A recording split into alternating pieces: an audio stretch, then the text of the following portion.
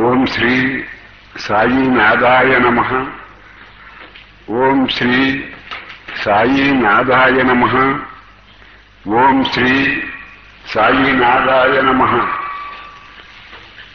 దిగంబర దిగంబర శ్రీపాద వల్లభ దిగంబర, దిగంబర దిగంబర శ్రీపాద వల్లభ దిగంబర, దిగంబర దిగంబర శ్రీపాద వల్లభ దిగంబర, దిగంబర దిగంబర శ్రీపాద వల్లభ దిగంబర, దిగంబర దిగంబర శ్రీపాద వల్లభ దిగంబర.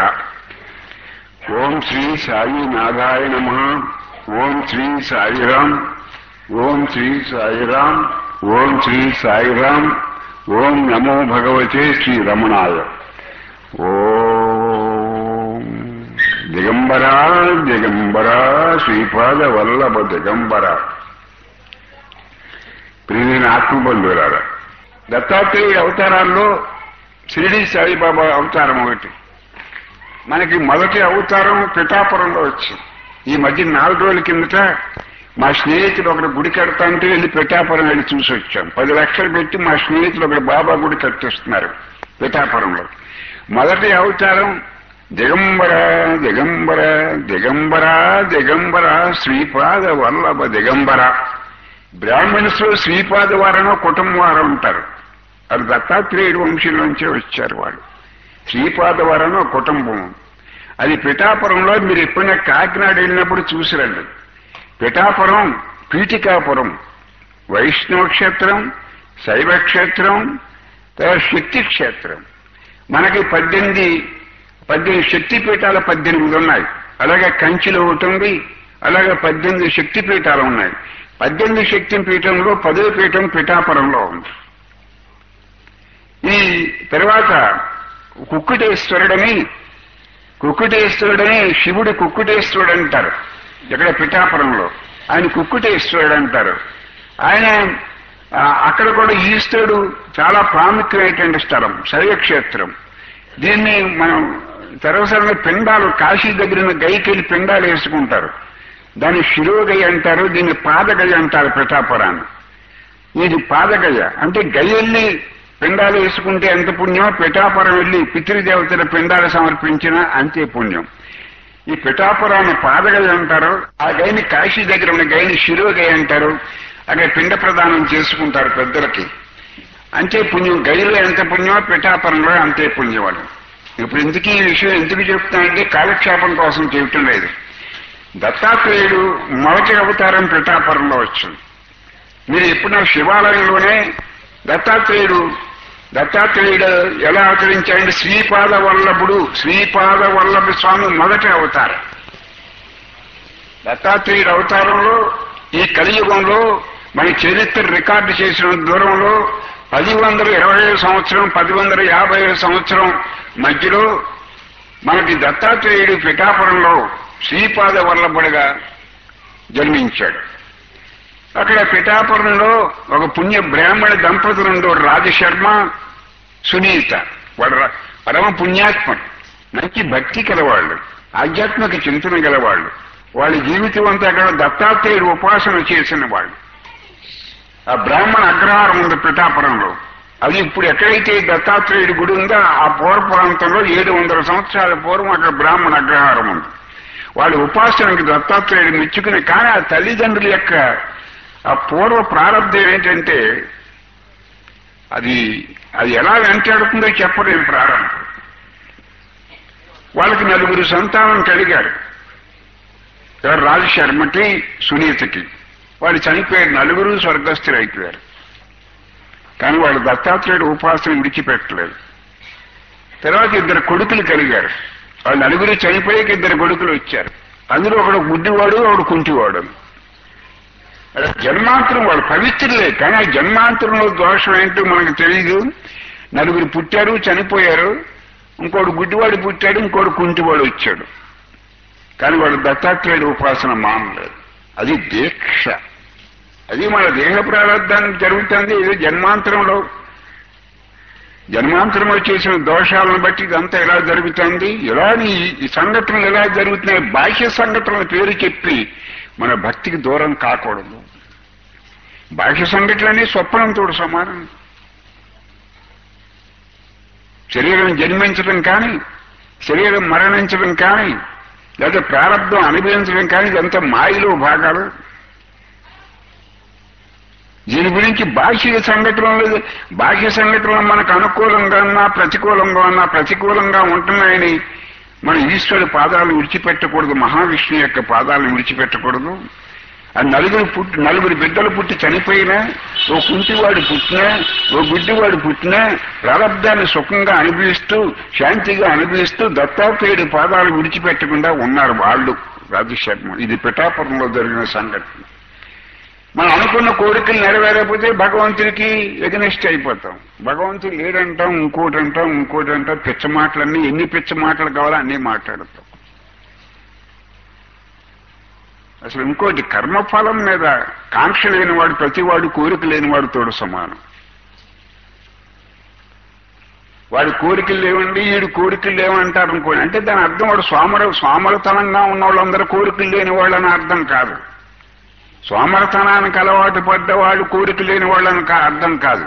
కర్మఫలం మీద కాంక్ష లేనివాడు ప్రతివాడు కోరిక లేనివాడు తోడు సమానం. అలాగే ఒక పని జరుగుతుంది, ఒక పని జరగదు. ఆ కర్మ ఫలకాంక్ష లేనివాడు కోరిక లేనివాడు తోడు సమానం. వాళ్ళకి ఈశ్వరుడు తన హృదయాన్ని, తన యొక్క స్వరూపాన్ని సంప్రాప్తింపజేస్తాడు. అంటే దత్తాత్రేయుడికి వాళ్ళ మైండ్ ఎగిని రియాక్ట్ అవ్వలేదు. మన దేహ ప్రారంభం ఎలా ఉంది కాబట్టి ఎలా జరుగుతుంది. కానీ నలుగురి బిడ్డలు చనిపోయినా, ఒకడు గుడ్డివాడు పుట్టినా, ఒకడు కుంటివాడు పుట్టినా దత్తాత్రేయుడి ఉపాసన మానలేదు, దత్తాత్రేయుడి పాదాలను అంటిపెట్టుకుని ఉండటం మానలేదు. అప్పుడు వాళ్ళ యొక్క శీలానికి, వాళ్ళ యొక్క భక్తికి, వాళ్ళకి బాహ్య ప్రపంచంలో బాహ్యంగా ఎక్స్టర్నల్ గా వాళ్ళకి చెడ్డ సంఘటనలు జరుగుతున్నప్పటికీ దత్తాత్రేయుడు ఉపాసన ఎప్పుడైతే మానలేదు, దత్తాత్రేయుడు ఒక్కసారి అనుగ్రహించాడు. వాళ్ళు అనుగ్రహించి దత్తాత్రేయుడు వాళ్ళకి దర్శనం ఇచ్చాడు.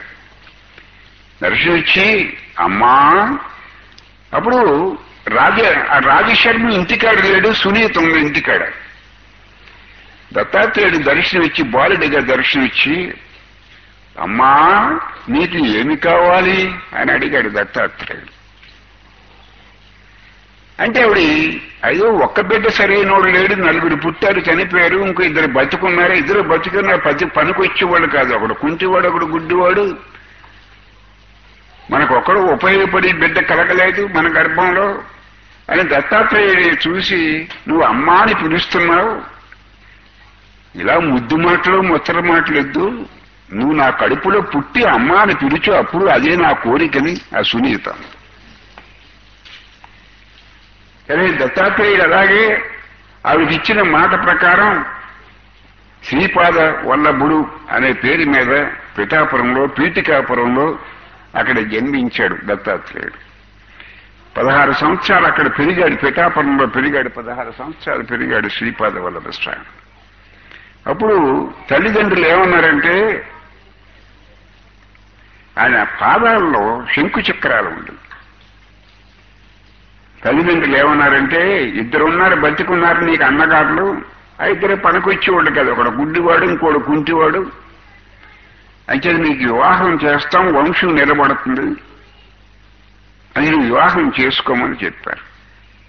ఎవరిని? శ్రీపాద వల్ల. అంటే షిరిడీ సాయిబాబా మొదట అవుతారు. సరే, నీకు వివాహం చేస్తామన్నారు.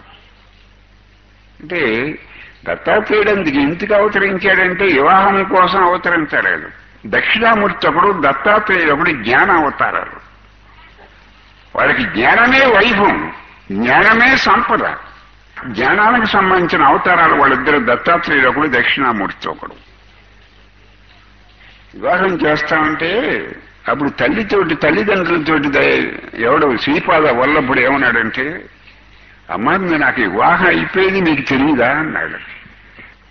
నాకు కొత్తగా వివాహం చేస్తామంటున్నారు, నాకు వివాహం అయిపోయింది మీకు తెలియదేమో అన్నారు. ఎవరు నీ భార్య? మరి ఎవరన్నారు? నా భార్య వైరాగ్యం అన్నాడు. నా భార్య వైరాగ్యం వైరాగ్యం అనే అమ్మాయిని ఎప్పుడో పెళ్లి చేసేసుకున్నాను, మీరు కొత్తగా నాకు ఇవ్వాలి. వైరాగ్యం అనే భార్యని, వైరాగ్యం అనే స్త్రీని పెళ్లి చేసుకున్నాడు, ఇంకా పెళ్లి ఎందుకు వాడికి? వైరాగ్యం అనే స్త్రీని ఎవడైతే పెళ్లి చేసుకున్నాడో వాడికి ఇంకా పెళ్లితోటి పని లేదు. మేము వస్తూ వస్తూ పిఠాపురం చూస్తూ కాకినాడలో ఒకరింటికాడ ఆగాం. మీలో కూడా గొప్ప గొప్ప జ్ఞానులు ఉన్నారు, గొప్ప గొప్ప భక్తులు ఉన్నారు, యోగులు ఉన్నారు మీలో కూడా. ఒకరింటికాడ ఆగితే మీరు శాంతిగా ఉన్నారా అని అడిగాను. బాగున్నారా, శాంతిగా ఉన్నారా, క్షేమంగా ఉన్నారా అని అడిగాం. ఒకరింటికాడ దారిలో ఆందీలే ఆగి అంటే ఆవిడన్నారు, మాకు తినటానికి అన్న వస్త్రాలకు లోటు లేదండి, ఉండటానికి నీడకు లోటు లేదు, అన్న వస్త్రాలకి ఏం లోటు లేదు, అన్ని బాహ్యంగా చూస్తే అన్ని బాగానే ఉన్నాయి. మీరు శాంతిగా ఉన్నారని అడుగుతున్నారు, బాహ్య పరిస్థితి బాగున్నంత మాత్రం చేత శాంతిగా ఉంటామని మేము అనుకోవటం లేదు. వైరాగ్యం లేని మాకు శాంతి ఏమిటి అంది ఆవిడ. వైరాగ్యం ఉన్న వాళ్ళకి ఏకాంతవాసం, వైరాగ్యం ఉన్న వాళ్ళకి శాంతి, వైరాగ్యం ఉన్న వాళ్ళకి జ్ఞానం, మాకు శాంతి ఏంటండి, మాకు అలా వైరాగ్యం ఉంటే కదా అంది ఆవిడ. బాహ్య పరిస్థితులు బాగానే ఉన్నాయి, ఏమీ లోటు లేవు, కానీ మీరు శాంతిగా ఉన్నారా మమ్మల్ని అడుగుతున్నారు. మాకు ఎప్పుడైనా వైరాగ్యం మొక్కం ఎలా ఉంటుందో మాకు తెలిస్తే కదా శాంతిగా ఉంటానికి. వైరాగ్యంగా ఉన్న వాళ్ళకి జ్ఞానం, వైరాగ్యం ఉన్న వాళ్ళకి ఆనందం, వైరాగ్యం ఉన్న వాళ్ళకి శాంతి, వైరాగ్యం ఉన్న వాళ్ళకి ఏకాంతవాసం. వైరాగ్యం లేని వాడికి ఏకాంతవేషం ఏంటి? ఆడి ఇంటికాడే ఆడి గదిలో ఒంటరిగా కూర్చున్నా వైరాగ్యం లేనివాడు 1,00,000 మందిలో కూర్చున్నట్టు ఉంటుంది అర్థం వాడికి. ఆడి బుర్రంతా సత్రం కింద ఉంటుంది వైరాగ్యం. మీరు వైరాగ్యం, మీరు శాంతిగా అంటున్నారు, వైరాగ్యం లేని వాడికి ఏకాంతవాసం ఏంటి, వైరాగ్యం లేని వాడికి శాంతి ఏంటి, వైరాగ్యం లేని వాడికి ఆత్మజ్ఞానం ఏంటి, వైరాగ్యం లేని వాడికి ఆత్మశాంతి ఏంటి? ఎన్నున్నా శాంతి లేదు వైరాగ్యం లేని వాడికి. అంటే మాకు అది లేదు కాబట్టి శాంతి లేదు. ఈ వల్లప్పుడు సరే నేను వైరాగ్యం అనే అమ్మాయికి వైరాగ్యం అనే అమ్మాయితో వివాహం చేసేసుకున్నప్పుడు కొత్తగా వివాహం చేసుకునేది ఏమి లేదు. ఊరికే నీ గర్భాన్ని జన్మించుకున్నావు కాబట్టి నా శరీరాన్ని సృజించుకున్నాను, నీ కోరిక నెరవేర్చడానికి నా శరీరం వచ్చింది, కానీ ప్రారంధం ఏమీ లేదు శరీరానికి. ఊరికే నీ కోరిక నెరవేర్చుకోవడానికి శరీరం కల్పించుకుని వచ్చాను, కానీ దేహానికి ప్రారంభం ఏమీ లేదు. సరే ఇల్లు ఇడిచిపెట్టి వెళ్ళిపోతున్నాను, నేను అమ్మ అని పిలిచాను, నీ గర్భాన్ని జన్మించి అమ్మ అని పిలవమున్నా అమ్మ అని పిలిచాను, అయిపోయింది. మీ కోరిక నెరవేర్చాను, చంటి పిల్లవాడి కింద మీ ఇంటికాడి తిరిగాను. ఎప్పుడు కూడా పెద్దలతోటి మాట్లాడేటప్పుడు జాగ్రత్తగా మాట్లాడాలి.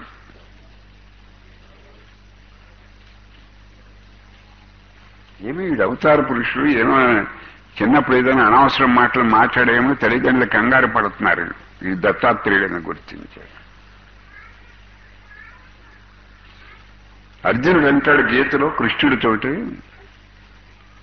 నీ వైభవం నాకు తెలియక ఏ బావా అన్నాను, ఇంకోటి అన్నాను. మన పెద్దలతో మాట్లాడేప్పుడు జాగ్రత్తగా శరీరం దగ్గర పెట్టుకుని మాట్లాడాలి. ఇదే బావా అన్నాను, లేదా గుర్రాలతో లేవాడా అన్నాను, ఇదే ఆవులు కాసేవాడా అన్నాను, ఇంకోటి అన్నాను. ఇవన్నీ తెలియక చెప్పిన మాటలు, తెలియకన్న మాటలు. ఇప్పుడు నీ వైభవం చూశాక, విశ్వరూప దర్శనం చూశాక నువ్వు ఎంతటివాడో నాకు తెలుస్తుంది. అంచేత ఒక స్నేహితుడు ఇంకో స్నేహితుని ఎలాగైతే క్షమిస్తాడో, తండ్రి ఏదైనా బిడ్డను ఎలాగైతే క్షమిస్తాడో, అలా భార్య భర్తలు ఒకళ్ళొకళ్ళు పొరపాటు మాట్లాడుకున్న ఒకళ్ళనొకళ్ళు ఎలా క్షమించుకుంటారో, అలా నువ్వు కూడా నన్ను క్షమించు వాసుదేవా అన్నాడు. సరే ఈ ఇంటి పరిత్యాగం చేస్తున్నాడు శ్రీపాద వల్లభుడు. సరే నేను వెళ్ళొస్తా అన్నాడు. అప్పుడు తల్లి తండ్రి ఒక మాట చెప్పారు, నువ్వు వెళ్ళిపోతానంటున్నావు, బిడ్డలు ఎందుకు తల్లిదండ్రికి సేవ చేయాలి వృద్ధాప్యం వచ్చినప్పుడు, లేకపోతే బిడ్డలు ఎందుకు పోయా? తల్లిదండ్రులకు వృద్ధాప్యం వచ్చినప్పుడు సేవ చేయకపోతే ఆ బిడ్డలు ఎందుకు? ఇప్పుడు మా పని మేము చేసుకుంటున్నాం, నీ సేవ మాకు అక్కర్లేదు. వృద్ధాప్యం నీ అన్నగారు చూస్తే ఒకడు కుంటివాడు, ఒకడు గుడ్డివాడు, వాళ్ళిద్దరూ మాకు సేవ చేయడానికి పనికిరావు. నువ్వేదో సేవ చేయడానికి పనికి వస్తానంటే నువ్వు ఇల్లు విడిచిపెట్టి గృహపరిత్యాగం చేస్తామంటున్నావు. మరి మా మాట ఏంటి? అమ్మాని పిలిస్తే సరిపోయిందా? మాకు సేవ చేయొద్దా? అప్పుడు శ్రీపాద వల్లభుడు ఏం చేశాడంటే, సరే ఆ ఒకడు కుంటివాడు ఉన్నాడు కదా అన్నగారులో, వాడు కాళ్ళు ఇచ్చేసాడు. ఈ దత్తాత్రేయుడికి అన్ని సిద్ధులు ఉన్నాయి, ఆకాశ గమనం అన్ని సిద్ధులు ఉన్నాయి. ఆ కాళ్ళు లేని వాడికి కాళ్ళు ఇచ్చేసాడు, కళ్ళు లేని వాడికి కళ్ళు ఇచ్చాడు, కళ్ళు లేని వాడికి కళ్ళు ఇచ్చాడు. సరే వీళ్ళిద్దరూ భవిష్యత్తులో వివాహం చేసుకుంటారు, మీకు సేవ చేస్తారు, మీ కుటుంబం నిలబడుతుంది, మీ వంశం నిలబడుతుంది. అంటే నేను లేని లోటు మీకు అక్కర్లేదు, నేనేదో కారణ జన్మను ఇక్కడ కేవలం ఇక్కడ బంధింపబట్టానికి రాలేదు. మీ యొక్క పవిత్రత అంటే బాహ్య పరిస్థితి మీకు అనుకూలంగా లాగిపోయిన దత్తాత్రేయ ఉపాసన మీరు విడిచిపెట్టలేదు కాబట్టి మీ కోరిక నెరవేర్చడానికి నేను ఇక్కడ అవతరించాను అని చెప్పి అన్నగారులిద్దరికీ కళ్ళు లేని వాడికి కళ్ళిచ్చి, కాళ్ళు లేని వాడికి కళ్ళిచ్చి, తల్లిదండ్రులను ఆశీర్వదించి ఆ పిఠాపురం 16వ సంవత్సరంలో పిఠాపురం విడిచిపెట్టి వెళ్ళిపోయాడు. మళ్ళీ పిఠాపురం రాలేదు. అదే మొదటి అవతారం శ్రీపాద వల్లభ. వాడి మంత్రం దిగంబర దిగంబర శ్రీపాద వల్లభ దిగంబర, దిగంబర దిగంబర శ్రీపాద వల్లభ దిగంబర అనే దత్తాత్రేయుడి మంత్రం. అక్కడ శ్రీపాద వల్లభ స్వామి ఆ ఉచ్చారణ ఎలా చేస్తారు? మొదటి అవతారం కలియుగంలో దత్తాత్రేయ యొక్క మొదటి అవతారం శ్రీపాద వల్లభుడు.